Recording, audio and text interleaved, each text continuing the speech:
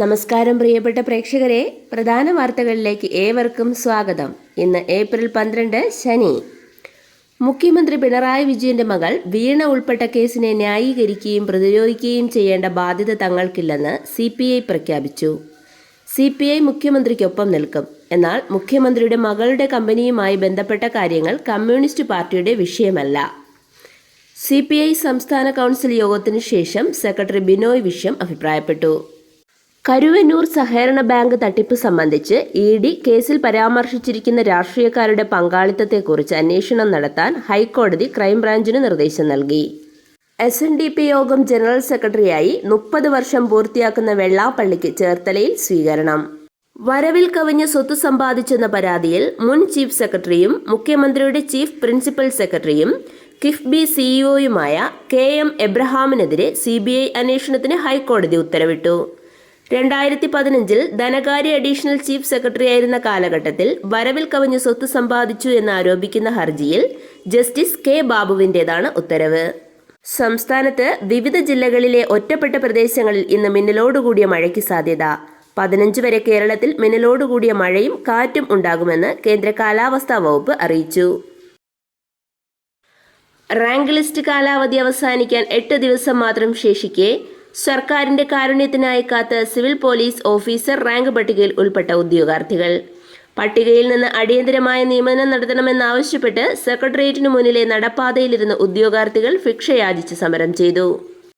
Railway ട്രാക്കിൽ അറ്റകുറ്റപ്പണിക്കിടെ അപകടം. മണ്ണിനടിയിൽപ്പെട്ട തൊഴിലാളികളെ രക്ഷിച്ചു. പല ട്രെയിനുകളും വൈകി 2 ട്രെയിനുകൾ റദ്ദാക്കി. ഓപ്പറേഷൻ ഡി ഹണ്ടിന്റെ ഭാഗമായി വ്യാഴാഴ്ച സംസ്ഥാന വ്യാപകമായി നടത്തിയ സ്പെഷ്യൽ ഡ്രൈവിൽ ലഹരിമരുന്ന് വിൽപ്പനയിൽ ഏർപ്പെട്ടിരുന്നതായി സംശയിക്കുന്ന 2574 പേരെ പരിശോധനയ്ക്ക് വിധേയമാക്കി. വിവിധ തരത്തിലുള്ള നിരോധിത ലഹരി വസ്തുക്കൾ കൈവശം വെച്ചതിന് 182 കേസുകൾ രജിസ്റ്റർ ചെയ്തു. വർക്കല പാപനാശം തീരത്തെ വിവാദമായ ഫ്ലോട്ടിംഗ് ബ്രിഡ്ജ് 3ാം തവണയും തകർന്നു. കഴിഞ്ഞ വർഷം മാർച്ചിൽ അപകടമുണ്ടായ സ്ഥലത്ത് പാലം പുനഃസ്ഥാപിക്കാൻ ശ്രമിക്കുന്നതിനിടെ ഇന്നലെ പുലർച്ചെയാണ് സംഭവം. തിരുവനന്തപുരം ശ്രീ പത്മനാഭസ്വാമി ക്ഷേത്രം. ശ്രീ പത്മനാഭസ്വാമിക്കും നരസിംഹമൂർത്തിക്കും തിരുവമ്പാടി ശ്രീകൃഷ്ണനും ശംഖുമുഖം കടലിൽ ആറാട്ട്. തിരിച്ചെഴുന്നള്ളത്ത് ക്ഷേത്രത്തിലെത്തി കൊടിയിറങ്ങിയതോടെ 10 ദിവസം നീണ്ടുനിന്ന പൈങ്കിനി ഉത്സവത്തിന് സമാപനമായി. കാസർഗോഡ് ജില്ലയിലെ മയിലാട്ടിയിൽ കേരളത്തിന്റെ ആദ്യ ബാറ്ററി എനർജി സ്റ്റോറേജ് പദ്ധതി നടപ്പാക്കുന്നതിന്റെ കരാർ കൈമാറി. പകൽ സമയത്ത് കുറഞ്ഞ വിലയ്ക്ക് ലഭിക്കുന്ന വൈദ്യുതി ഉന്നതശേഷിയുള്ള ബാറ്ററികളിൽ ശേഖരിച്ച് വൈദ്യുതി ഉപയോഗം കൂടിയ വൈകുന്നേരത്തെ പീക്ക് മണിക്കൂറുകളിൽ ലഭ്യമാകുന്നതിനുള്ള സംവിധാനമാണിത്. കേന്ദ്ര ഊർജ്ജ മന്ത്രാലയം 135 കോടി രൂപ വയബിലിറ്റി ഗ്യാപ്പ് ഫണ്ടായി പദ്ധതിക്ക് അനുവദിച്ചിട്ടുണ്ട്. മിൽമ പാൽ വില വർധന കൂട്ടാൻ നീക്കം. ലിറ്ററിന് 10 രൂപ കൂട്ടണമെന്ന് എറണാകുളം മേഖലാ യൂണിയൻ. ആശാ സമരത്തിന് ഐക്യദാർഢ്യം പ്രഖ്യാപിച്ച് ഇന്ന് രാവിലെ 10:30 സെക്രട്ടേറിയറ്റിനു മുന്നിൽ പൗരസാഗരം. ആശാപ്രവർത്തകർക്കൊപ്പം കുടുംബാംഗങ്ങളും വിവിധ സംഘടനകളും സമരത്തിൽ പങ്കെടുക്കും. വയനാട് മുണ്ടക്കൈ ചൂരൽമല ദുരിതബാധിതരുടെ പുനരധിവാസത്തിനും ടൗൺഷിപ്പ് നിർമ്മിക്കുന്നതിനും 17.77 കോടി രൂപ കൂടി കെട്ടിവെച്ച് എൽസ്റ്റൺ എസ്റ്റേറ്റിന്റെ 78.73 ഹെക്ടർ ഭൂമി കൈവശത്തിലെടുക്കാൻ ഹൈക്കോടതി അനുമതി നൽകി. കെട്ടിവയ്ക്കുന്ന പണം വ്യവസ്ഥകൾക്ക് വിധേയമായി എസ്റ്റേറ്റ് ഉടമകൾക്ക് കൈമാറാനും കോടതി നിർദ്ദേശിച്ചു.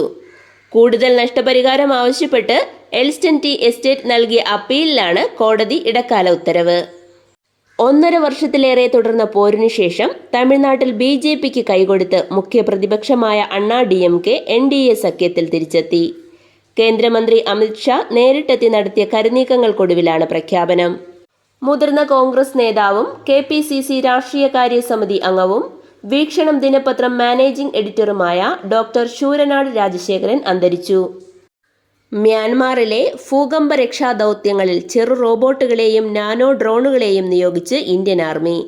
തകർന്നു കിടക്കുന്ന കെട്ടിടാവശിഷ്ടങ്ങൾക്കിടയിൽ ആളുകളും മറ്റും കുടുങ്ങിക്കിടപ്പുണ്ടോ എന്ന് കണ്ടെത്തുന്നതിനാണ് നായയുടെ രൂപത്തിലുള്ള ചെറു റോബോട്ടുകളെ നിയോഗിച്ചത്. ഇതാദ്യമായാണ് കരസേന രക്ഷാദൗത്യങ്ങൾക്കായി റോബോട്ടുകളെയും നാനോ ഡ്രോണുകളെയും ഉപയോഗിക്കുന്നത്. കഴിഞ്ഞ മാസം 28-ന് മ്യാൻമാറിൽ നടന്ന ഭൂകമ്പത്തിൽ 3600 പേരാണ് കൊല്ലപ്പെട്ടത്. ദുരന്തത്തിൽ സഹായവുമായി എത്തിയ ആദ്യ രാജ്യം ഇന്ത്യയായിരുന്നു. വ്യാപാര യുദ്ധത്തിന്റെ തുടക്കത്തിൽ തിളക്കം മങ്ങിയെങ്കിലും ചൈന US തീരുവപ്പോര് കടുത്തതാണ് സ്വർണം റെക്കോർഡുകൾ ഭേദിച്ച് കുതിക്കാനിടയായത്. കഴിഞ്ഞ ഒരാഴ്ച കൊണ്ട് സ്വർണ്ണവിലയിലുണ്ടായത് 6% വർധന. ഈ വർഷം ഇതുവരെ സ്വർണ്ണവിലയിലുണ്ടായ വർധന 21%. തീരുവ യുദ്ധത്തിൽ കടുപ്പിച്ച് ചൈന. US ഉൽപ്പന്നങ്ങൾക്ക് 125% നികുതി ചുമത്താൻ ചൈന. ഇന്ന് പുതുക്കിയ തീരുമാനം പ്രാബല്യത്തിലാകും. ചൈനയിൽ നിന്നുള്ള ഇറക്കുമതിക്ക് മൊത്തം തീരുവ 145%ആക്കി US പ്രഖ്യാപിച്ചതിന് പിന്നാലെയാണ് ചൈനയുടെ നീക്കം. കുറഞ്ഞ വിലയിൽ ഹരിത ഇന്ധനമെന്ന വിശേഷണത്തോടെ അവതരിപ്പിച്ച CNGയുടെ വില തീപിടിച്ച് ഉയർന്നത് കിലോഗ്രാമിന് 90 രൂപയിലേക്ക്. വിലവർധന പൊള്ളിക്കുന്നത് ആയിരക്കണക്കിന് ഉപയോക്താക്കളെ. പെട്രോൾ ഡീസൽ വില കുതിച്ചുകൊണ്ടിരുന്ന കാലത്താണ് CNG ആശ്വാസമായി അവതരിപ്പിച്ചത്. ആ പ്രതീക്ഷയും മങ്ങുകയാണ്. സ്വർണ്ണാഭരണത്തിന്റെ പരിശുദ്ധി രേഖപ്പെടുത്തുന്ന ഹോൾമാർക്കിംഗ് സംവിധാനം രാജ്യത്ത് വന്നിട്ട് 25 വർഷം. മുംബൈ ഭീകരാക്രമണ കേസിലെ മുഖ്യപ്രതികളിൽ ഒരാളായ തഹാവൂർ റാണയെ ചോദ്യം ചെയ്യാൻ നേതൃത്വം നൽകുന്നത് NIAയിലെ 2 മുതിർന്ന ഉദ്യോഗസ്ഥർ. തഹാവൂർ റാണയെ കൊച്ചിയിലടക്കം തെളിവെടുപ്പിന് എത്തിച്ചേക്കും. മന്ത്രിമാരുടെയും MLAമാരുടെയും ശമ്പള വർധന സംബന്ധിച്ച കമ്മീഷൻ റിപ്പോർട്ട് പുറത്തുവിടാതെ സർക്കാർ. ഒരു കോപ്പിയേ ഉള്ളൂ എന്ന് വിചിത്രമായ ന്യായം. കായികം. ISL ഫുട്ബോൾ ഫൈനൽ മത്സരം കൊൽക്കത്ത സോൾട്ട് ലേക്ക് സ്റ്റേഡിയത്തിൽ ഇന്ന് രാത്രി 7:30 നടക്കും. 2023 ശേഷം മോഹൻ ബഗാൻ ബംഗളൂരു FC ടീമുകൾ ഇന്ന് ഫൈനലിൽ നേർക്കുനേർ. IPL ചെന്നൈക്കെതിരെ കൊൽക്കത്തയ്ക്ക് 8 വിക്കറ്റ് ജയം. ഇതോടെ ഇന്നത്തെ പ്രധാന വാർത്തകൾ സമാപിക്കുന്നു. നന്ദി, നമസ്കാരം.